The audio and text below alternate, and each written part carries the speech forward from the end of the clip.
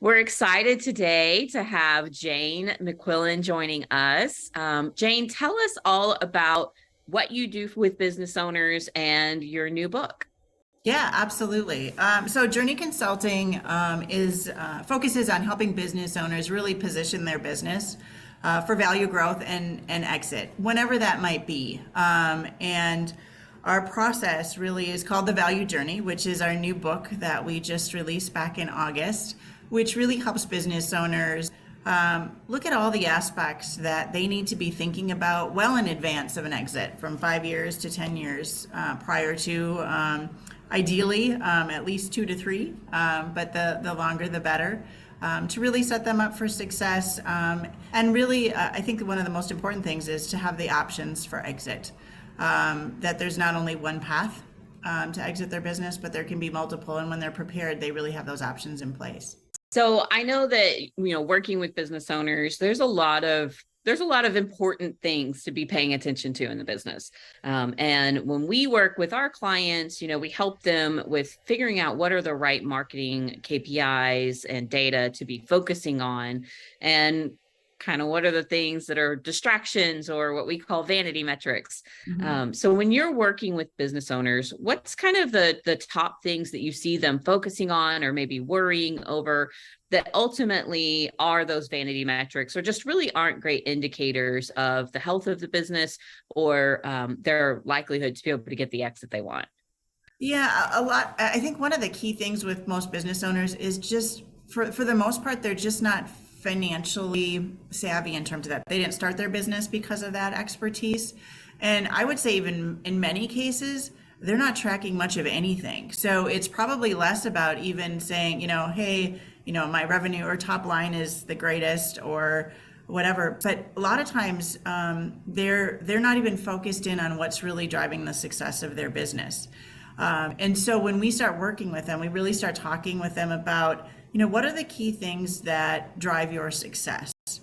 And so revenue is a driver, obviously, but a lot of times it comes down to how are they managing their gross margin and how are they tracking some of the key components within their business to really drive that consistently.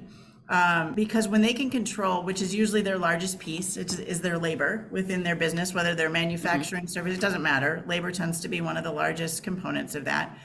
We really help them start tracking some of those key things within their financial statements, and even put in place budgeting. One of the I would say actually every client that I've worked with, I don't think any of them when I first started working with them had ever done a budget. Oh, And I said, so wow. how do you know where you want to be? And they said, well, we kind of estimate and see how it goes. I said, but you're not comparing to anything. And one of that, and when they have done that and put that in place, it's almost an overnight change to their business. Just as an example of one client I met with just yesterday in terms of a strategic planning update, they started budgeting in 2023. And they had they've had a really bad couple of years for various reasons. And we put together a budget, made some assumptions, as we always do in budgeting, and they're going to end up this year with a record year, top line, bottom line.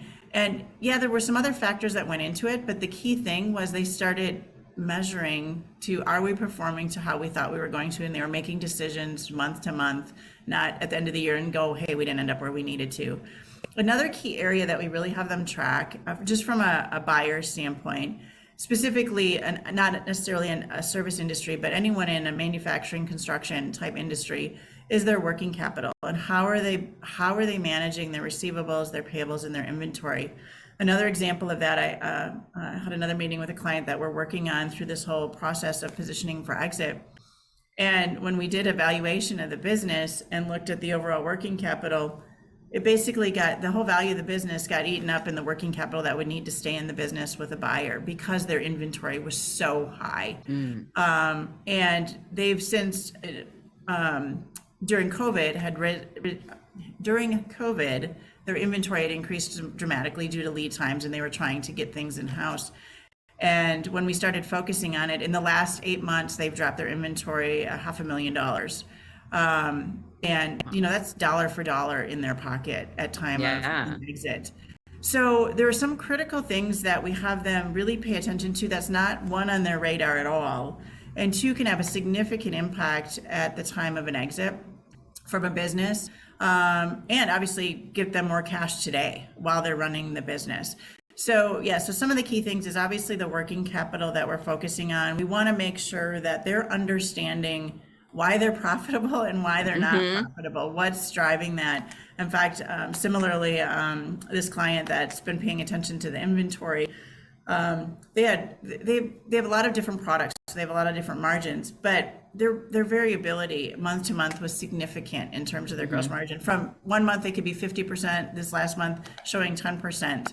I'm like, there's something not right in terms of what you're doing. And when it comes to a buyer and they see that and you can't explain why that's happening, it raises questions in terms of, do you really understand what your business is? So I think from a key metric standpoint and understanding the business, obviously every business is a little bit different in terms of their industry. So we want to make sure that we're honing in on those key drivers for them. So on a construction industry, for example, we want to track their backlog. I've got construction industry people that have never tracked their backlog. They're like, well, I think we're bidding some work. It's going well. And I'm not talking really small companies. These are large businesses from a metric standpoint. And so we really want to hone in on, really a handful of metrics. It's, you could have hundreds of metrics within a business, but what are those key things that really drive the results? And in a construction industry, it's understanding your backlog and what's coming up. How do you hire for it? How do you make sure that you've got enough work coming in? Also, what's happening in the market? Are you seeing a trend down, and how do you prepare for that well in advance of that happening? Similarly, on the working capital, are you managing your receivables? I mean, I have clients on the receivables, specifically on the payable side, I should say, where they're cash flush. So they pay their payables like immediately when they get them. Well, guess what? If a buyer's looking at your business, they're going to assume that that's how things need to happen within your business. And now you're churning through a lot of cash. And so we really train them to say, pay within terms, make sure that you're not pissing off your suppliers, but don't extend it too long. And how do you manage that better? Similarly on receivables, like, well, yeah, we know they pay slow and we just kind of accept that. And no, you don't have to accept that. You can collect that. And so we really want to get them in on those couple of key things. And I would say some of the big ones, like I said, are the working capital and understanding that their receivables, their inventory, and their payables, understanding their margins. And if they're, in the construction or non-construction, understanding their labor costs, and are they really charging enough within that to maintain those margins? And again, EBITDA is obviously critical in terms of that and making sure that they're in a good spot. But for the most part, there's only a handful, and they're pretty consistent across most businesses. Really educating business owners on the fact that, one, you can make really informed and good decisions when you track those metrics, and you're not just operating, I'll call it with hope, that you'll end up with the numbers that you had thought you would get. But I guess more importantly, understanding if you're not hitting those numbers, why? And what can you do now to impact those to really improve the business? So yeah, like in our book too, in the value journey, we really talk a lot about how these business owners can improve their financial acumen, not to become accountants. We don't need them to become accountants, but they really need to understand their numbers. And the better they understand the numbers, the better business they run, and usually the more successful they are. So you've shared a few stories about how business owners have gone from not measuring to measuring, and just really have been able to see those wins and see those successes.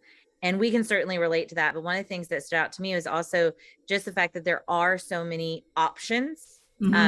Go from measuring nothing or the wrong things, and there being so many options can be overwhelming for a business owner. So in your experience, what are some of the ways that you've helped business owners kind of cut through the overwhelm in order to get to the clarity so that they can really understand how this is ultimately going to benefit them in the long run? Yeah, no, that's a great question. I have another client where, again, they weren't tracking a lot. They've got multiple service offerings within their business. So we could have tracked literally hundreds of different things. And So one of the things that we start with is say, okay, what do we think are the key drivers? What are the things that we really think are going to be the metrics that are going to be key to not only decision making, but really help the business performance? And when we do that, one of the biggest thing is there's no perfect metric, right? So when we do that, we start with, and we say, start with a couple. We may end up changing because we may decide that when we put that metric in place, it's not the right metric, or it's really not telling us anything. It's okay to change the metric, but if you're not measuring it, you have no idea. So I think one of the key things too is, back to that, we start with a couple. And then we say, okay, are those really helping us in terms of running our business and managing that? And like I said, back to some of the key ones, we want to track margins, we want to track revenue, we want to track EBITDA, some of the key ones that every business has. And then we really look at the industry that they're in. And is there a key industry metric that's really going to help us drive where that business is at? But we don't want to overwhelm them because they've never done metrics before. And we want to just start even training them on how to read the metric when they're tracking that. And what is that telling them about the business? And then we can always change. We can always add. But yes, less is more when it comes to metrics. And then adjust as you go. Yeah, I think we see that a lot, especially in marketing. There's so many things that you can be tracking, and it's really easy to get overwhelmed and for people to get really caught up in things that are just, at the end of the day, not what the business owner needs to be focusing on. Maybe someone else in their team or a consultant needs to be watching those metrics, but it's not what the business owner themselves should really be looking at on a regular basis. Probably the only other key one that we really look at, and I wouldn't say it's necessarily a metric, but is something that they can watch, especially if they haven't done in the past, is really their cash flow and their cash flow forecasting metrics. And that really is an eye-opener a lot of times for business owners, because even though they may, say, hey, I don't have much cash in my account, or I have a lot in my account, they don't know why. And so understanding that cash flow and doing some of that forecasting really helps them get a handle on controlling their spending. And especially depending on the business owner, thankfully most of our clients are really pretty good. They don't run a lot of personal stuff through their businesses.